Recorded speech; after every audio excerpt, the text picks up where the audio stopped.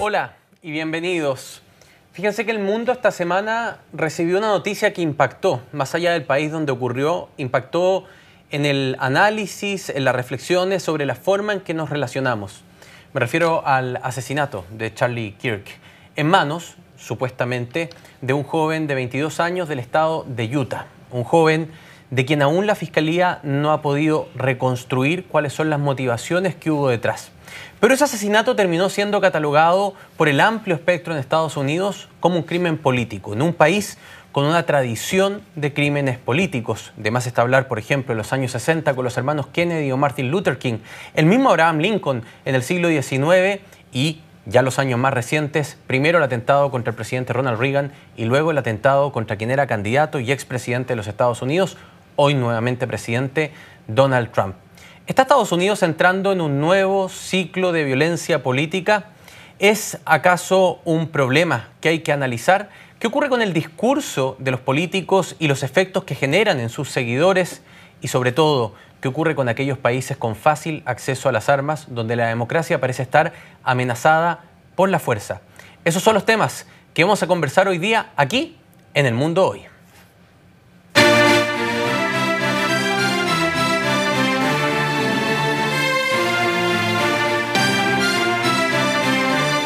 Y con el tema ya presentado, le voy a dar de inmediato la bienvenida a Miguel Ángel Fernández, subdirector de FARO UDD. Bienvenido al Mundo Hoy. Hola, José María, muchas gracias por la invitación. Es una tragedia hablar de esto, pero también muy importante al mismo tiempo. Y es muy difícil hablar de esto. Sí. Quiero partir transparentando algo, ¿no? Porque cualquier análisis o bajada que uno realice hay que ser muy responsable para que no termine pareciendo una suerte de justificación. Bajo ninguna circunstancia dejamos de inmediato claro en esta conversación que ningún crimen político, y además la línea editorial de nuestro canal es muy clara, el derecho a la vida siempre primero.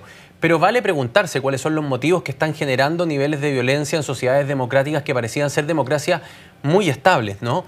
Y no solo con los republicanos, en este caso Charlie Kirk, sino que tuvimos durante este año, por ejemplo, el atentado incendiario a Josh Shapiro, el gobernador de Pensilvania, demócrata. Asesinato que pudo ser múltiple, pero fue solo de una congresista en Minnesota, pero otro congresista fue atacado a la misma hora, lo que parece ser un ataque coordinado y quedó gravemente herido, ambos con sus cónyuges. El asesinato en Washington, D.C. de los dos funcionarios de la Embajada de Israel, ¿no es cierto?, que tenía también detrás, al parecer, una motivación política respecto al conflicto en Gaza. Todo esto que yo te he dicho ha transcurrido en solo un año, ni siquiera ha nombrado el atentado contra el presidente Donald Trump. Así que parto con la pregunta, ¿está entrando Estados Unidos a un nuevo ciclo de violencia política? Me parece que no hay duda que ello. Fíjate que la Universidad de Maryland, que tiene uno de los observatorios más importantes acerca de violencia interna, no solamente en Estados Unidos, sino que en el mundo, establece que los primeros 6 meses del 2025 se han duplicado el número de acciones violentas por motivación política al interior de Estados Unidos. Y eso te está mostrando algo que viene ocurriendo durante las últimas décadas, y hay que hacer un contraste muy relevante. Si en la década del 90 los ciudadanos americanos decían que no habían muchas diferencias de política pública entre republicanos y demócratas, hoy en día estamos en un escenario absolutamente distinto. Nunca antes, en los últimos 30 años, desde donde tenemos mediciones, según Gallup, había existido un número de republicanos tan alto que se declarasen conservadores y un grupo de demócratas tan alto que se declarasen liberales, con los moderados cayendo sistemáticamente desde el año 1994. Y eso es una de las sensaciones solamente que ocurre al interior de un país que tiene divisiones profundas, no solamente entre urbano y rural, sino que también entre cosmovisiones de ver la sociedad, que al final del día, con retóricas incendiarias y con muy poca capacidad de los líderes de encontrar puntos de acuerdo, termina, ¿no es cierto?, ocurriendo un asesinato de un activista conservador en una universidad, que esa es la parte más grave de todas. Es el centro, el templo de la libertad de expresión, de la capacidad de discutir diferentes ideas, la que termina siendo sometida a este estrés absoluto que pone en jaque parte importante de los principios y valores que fundaron Estados Unidos y que han sido, de alguna manera, los que han sobrevivido a pesar de las diferentes olas de problemas raciales, problemas económicos, problemas políticos. Ahí hay una característica de Estados Unidos muy propia que quizás lo distancia de la realidad que vivimos otros países en Latinoamérica o en Europa. Estoy hablando de democracia sólida, ¿no es cierto?, que tiene que ver con que en Estados Unidos esto se cruza con una segunda capa de complejidad que tiene que ver con el acceso a las armas, ¿no? Un país donde existe el mayor número, por ejemplo, al momento de asalto per cápita en el mundo, donde hay estados donde tú puedes comprar un rifle de asalto con mirada telescópica y punto láser en un supermercado. Así es. ¿No es cierto? Entonces, ¿cómo confluyen estos dos fenómenos y cuál es el riesgo para una democracia de estos dos factores? Fíjate que los académicos norteamericanos que estudian en profundidad la violencia política en Estados Unidos siempre establecen que hay 4 factores clave para entender por qué están en una situación delicada. Primero, la falta de liderazgo empático. Segundo, la división ideológica profunda. Y el tercer punto clave es el acceso a las armas, que en Estados Unidos tiene una filosofía política distinta. Cuando los padres fundadores presentan esto en la Constitución, era la idea de poder tener milicias ¿no es cierto?, organizadas que pudiesen de alguna manera enfrentarse al Estado en caso que un déspota tomase el poder. Ahora, 200 años después y un poquito más, parece que está un poco fuera de foco. Y los diferentes estados tienen diferentes normas de ingreso para comprar armas. Massachusetts, un estado liberal hace muchas décadas, tiene, por ejemplo, requisitos de elementos psicológicos, tiene barreras más altas para poder comprar armas. Pero estados en el centro de Estados Unidos... Y en el sur también. Y en el sur también, ¿no es cierto? Uno va a un supermercado, como tú bien relatabas, y encuentras armamento que difícilmente vas a encontrar cualquier ciudadano de otro país desarrollado, que eso es clave, va a tener acceso de manera tan sencilla. Y eso de alguna manera estamos viendo. Lo que vimos con Tyler Robinson es que el rifle pertenecía a su abuelo. De hecho, hace 24 horas atrás se filtraron un par de mensajes que tenía con su pareja y él establecía que no tenía miedo de que le rastrearan las balas porque no era de su propiedad. Y de hecho, sus dos padres aparecen registrados en el registro de cazadores del Estado. Exactamente. También. O sea, había una cultura en el hogar de tener acceso a armamento de grueso calibre. Así es. Y lo que pasa es que cuando la polarización se te une a la capacidad de acceso rápido a tener armas de altísimo calibre, bueno, la verdad es que por eso Estados Unidos en los primeros 6 meses tiene más de 150 incidentes de violencia política. Y eso es un número muy brutal porque le está demostrando que una forma de acción al interior de la democracia más longeva de Occidente es utilizar la violencia para de alguna manera eliminar a alguien que es deshumanizado por sus ideas. Y esto, como tú bien relatabas antes, José María, ocurre en los demócratas, ocurre en los republicanos, porque están viendo que al que tienen al frente, al vecino, ya no es una persona que tiene ideas diferentes a ti, es el enemigo. Ellos están intentando destruir el país. Es que para allá quiero ir, Miguel, porque uno puede decir, ok, Estados Unidos hay mucho acceso a las armas. Uno también puede decir, bueno, Estados Unidos hay muchos desequilibrios de repente, ¿no? Un país además con gravísimos problemas de salud mental, ojo, en Chile también, ¿no es cierto? Pero que sabemos lo que ha ocurrido, es cosa de ver la situación de los homeless en las calles, ¿no es cierto? Los niveles de esquizofrenia, entonces uno podría decir, cosas así podrían ocurrir en una sociedad. Podría ser, y perdón lo peyorativo, podría ser un loquito, podría decir alguien, ¿no es cierto? Pero acá hay un elemento que cuesta analizarlo porque, insisto, siempre termina siendo o sonando a justificación. Y que tiene que ver con cómo el discurso de los líderes políticos repercute, sin quererlo decididamente, un líder político que expresa sus ideas de manera clara, categórica y que no, le da lo mismo si hiere sensibilidades. Yo no desconozco de que seguramente no pretende que un seguidor lleve ese discurso al siguiente nivel, ¿no? Pero hay una responsabilidad de cómo se entienden los líderes políticos y la repercusión que tienen en sus seguidores, ¿no? Porque cuando uno ve la retórica de Estados Unidos, la retórica argentina, la retórica de Brasil, uno puede decir, bueno, si así están hablando los líderes, ¿qué queda para los seguidores? Así mismo. Mira, aquí hay un fenómeno y es un punto muy interesante, José María, porque la ciencia política americana lo ha estudiado sistemáticamente durante los últimos 15 años, que es la idea del etnocentrismo. Hay un libro espectacular de Kirk que se llama Nosotros contra ellos. ¿Y qué es la idea? Desde que los liderazgos políticos para poder amasar, ¿no es cierto?, movimientos, movements, como se le llama en Estados Unidos, de alguna manera terminan partiendo el mundo en dos. En aquellos que comparten un set de valores, una idea hacia dónde tiene que ir el país, que son los llamados a salvar el desarrollo de Estados Unidos, y los contrarios, que son aquellos que quieren destruirlo, que quieren romper con las bases, que quieren romper con el progreso, quieren romper con una visión del liberalismo distinto algunas veces. En ese etnocentrismo es donde los líderes políticos terminan poniéndole benzina a las diferencias sociales norteamericanas. Y desde allí el camino es muy difícil. Lo vimos, por ejemplo, con el Capitolio en Donald Trump. Habían personas que estaban dispuestas a tomarse la casa de la democracia. La casa de House of the People se le llama, ¿no es cierto?, en Estados Unidos, porque es el órgano más importante democrático, porque un líder los había convencido de que la elección había sido robada por el contrario. Y en esa instalación de la retórica de amigo-enemigo, terminas, ¿no es cierto?, justificando elementos como los que ha ocurrido en los últimos 6 meses. Lo que tú hablabas de Minnesota, lo que ocurrió en Utah, son al final del día, y por eso quiero recalcarlo, cuando la política y los líderes deshumanizan a quien tienen al frente y se les olvida que la libertad de expresión conlleva la tolerancia, que fue uno de los elementos que a Estados Unidos le costó décadas. O sea, recién en 1960, lo que se estableció en la Constitución y en la Declaración de Independencia llegó a consagrarse. Los derechos civiles. Exactamente.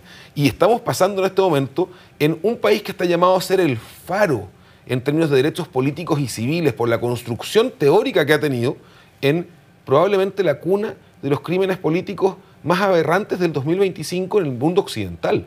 Entonces, y eso tiene un efecto, porque los líderes en Chile, en Argentina, en Europa, miran a Estados Unidos, aunque lo quieran o no. Miran el estilo, la forma. Estaba leyendo recién en Político, que es un portal, ¿no es cierto?, de noticias norteamericana, que viene el próximo año la elección en North Carolina, que se cree que va a llegar a ser una carrera de $1.000 millones. La madre de todas las batallas, ¿no? Sí, porque además es un estado bisagra. Así, exactamente, que ha ido mutando y está muy competitivo en las últimas elecciones. Y la gran preocupación que hay en las encuestas del sector en ese momento es, bueno, vamos a ser capaces de tener un mínimo de prudencia en el uso, por ejemplo, de la inteligencia artificial, en el uso de las redes sociales. Cuando la muerte de Charlie Kirk desencadenó decenas de noticias falsas, desde algunas que decían que el Congreso no había querido tener un minuto de silencio por la muerte de Charlie Kirk, hasta otras que establecían que había sido inclusive un enviado político por Donald Trump. Miguel Ángel, perdón, y la paradoja también de las redes sociales, en particular de X, que fue comprada por una persona que es un defensor de la libertad de expresión a rajatabla, lo ha dicho él, libertario ideológicamente en esta materia, y que termina siendo objeto de críticas de sus propios partidarios por no haber bajado el video del asesinato, del momento del asesinato de Charlie Kirk. Por cierto, un video durísimo. No, para las personas que lo vimos, en verdad, no es recomendable para nadie. No, en lo absoluto, pero además ahí hay una paradoja, ¿no? Porque los mismos seguidores que alimentaron la compra de X, que después lo acompañaron en la campaña de Donald Trump, estoy hablando de Elon Musk, el dueño de X, después le dicen, pero ¿cómo se le ocurre? Baje el video. Pero si todos dijimos que teníamos esta visión de la libertad de expresión, ¿no? Como que este es un video que muestra un hecho noticioso claro y ahí está a disposición de quien quiera verlo. Y es una de las grandes tensiones que recorren las democracias occidentales, José María, cuando uno ve los intentos, por ejemplo, de poder regular las fake news. Se puede hacer ex ante, solo ex post. En el caso de X, lo que estamos viendo es básicamente la promesa absoluta de la libertad de expresión sin ningún nivel de control ni el más mínimo. Es como un anarquismo comunicacional, ¿no? Exactamente. Aquí va a ser el mercado, va a ser las personas que se conectan con la plataforma los que van a decidir qué hay, básicamente. Ahora, eso es parte de este mundo tecnológico actual, que también tiene un impacto directo sobre la polarización en Estados Unidos, porque al final del día uno de los problemas que tiene es la ecocámara algorítmica. Que lo enunció Eric Pariser el año 2011, ¿no? En la burbuja filtrada, pero que en ese tiempo no teníamos desarrollado el nivel de algoritmo que tenemos hoy en día. Y él ya decía en aquel entonces que, dado que los sistemas optimizan aquellos que tú quieres ver, solo terminan reafirmando tus propias convicciones. Entonces no hay apertura a poder ver ideas disímiles. Y hoy en día tenemos eso con 3 redes sociales de altísimo alcance, Instagram, X, ¿no es cierto?, TikTok. En Estados Unidos TikTok es la fuente de información para los jóvenes y al final del día te muestra el algoritmo lo que tú estás más enganchado, por decirlo de manera coloquial. Y eso refuerza la idea de que los otros son malos, de que los otros son dañinos, de que los otros son personas que quieren destruir mi país, mis tradiciones. Cuando en realidad uno se da cuenta de lo que mostraba el PW Research. El 80% de los americanos cree que los partidos políticos no pueden ponerse de acuerdo en las cifras más básicas. El 2,9% de inflación en Estados Unidos tiene 2 relatos absolutamente distintos. Y eso, que ocurre en las élites, ¿no es cierto?, como decía Saller, finalmente termina contaminando a la ciudadanía. Y al final se genera desconfianza en el propio sistema democrático. A propósito de PW Research, aparece en el último ranking Chile como uno de los países donde menos personas confían en la democracia de toda la OCDE. Por cierto, apenas un 33% de los chilenos dice estar satisfecho con la democracia chilena. Es un problema que hemos venido cayendo en ese indicador de satisfacción durante los últimos 20 años. Y confianza en instituciones, ¿para qué decir? Estamos los partidos políticos en 7%, el Congreso en 5%. Y por eso te digo que lo que ocurre en Estados Unidos es tan relevante para entender Occidente.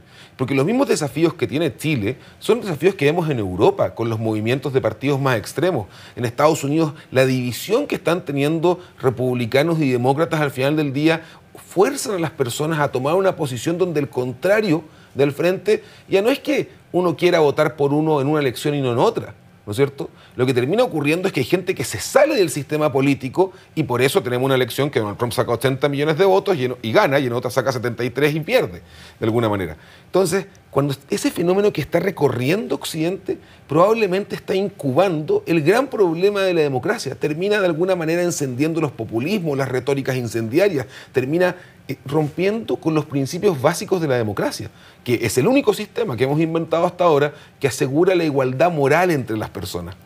Pero lo que ocurre en la política contingente es que nos damos cuenta de que hay personas que creen que son superiores a otros grupos. Miguel Ángel, me quedan muy pocos minutos. Necesito hacerte dos preguntas. La primera, ¿qué podría pasar en Estados Unidos? ¿Esto podría seguir creciendo o tú crees que esta campana de alerta puede disminuir las tensiones? A mí me parece que Donald Trump no es el tipo de liderazgo, y J.D. Vance en la vicepresidencia, que va a lograr bajar de alguna manera la tensión. Probablemente vamos a mantener este estatus durante los próximos años, y las elecciones, pensando el próximo año y el 2028, van a seguir subiendo la tensión. Cuando J.D. Vance, vicepresidente de Estados Unidos, decide ser el host del podcast de Charlie Kirk, lo que hace de alguna manera es que se está poniendo de un lado de la balanza. Y lo queramos o no, sigue siendo la política de unos contra otros. Aunque yo sea el vicepresidente en ejercicio, es yo contra ustedes. Y los demócratas tienen un problema también porque no tienen ninguna figura que sea lo suficientemente fuerte públicamente para contrarrestar el gobierno de Donald Trump, que sabemos tiene mayoría de la Cámara de Representantes, en el Senado y en la Corte Suprema. Finalmente, salgamos a Estados Unidos. ¿Cuán lejos estamos en Chile de que pudiésemos tener un ciclo de violencia política? Yo creo que al nivel norteamericano todavía estamos lejos, pero lamentablemente uno observa en las elecciones presidenciales, uno observa en redes sociales de que estamos mucho más polarizados de lo que creemos. Hay ciertos grupos que en la ciencia política se llaman los activistas, los vociferantes, que efectivamente creen en el otro que tiene un enemigo. La gran mayoría de la población chilena es mucho más moderada de lo que creemos, pero aquellos que amplifican los mensajes, lo hemos visto con los bots en las campañas presidenciales, ¿no es cierto? Los trolls. Los trolls, yo estoy en una cruzada por decir, los bots están automatizados. El problema es que aquí hay trolls. Hay personas que se dedican en el anonimato a incendiar la pradera. Exacto. Básicamente. Y también están los bots que replican esta información para ganar masividad. Y eso es algo que está muy instalado como un método de acción en política democrática electoral. La pregunta es cómo lo solucionamos, y me parece que ahí se requieren liderazgos más fuertes y más certeros en esa área. Porque de lo contrario va a terminar ocurriendo de que estos grupos más activistas que están dispuestos a romper con los principios democráticos para ganar un espacio político pueden terminar infectando a la gran mayoría de la población en Chile, que las encuestas nos muestran son mucho más moderados que las élites. Es decir, está mucho más cerca de lo que creemos. Sí. Miguel Ángel Fernández, subdirector de FARUDD, muchas gracias por estar en el mundo.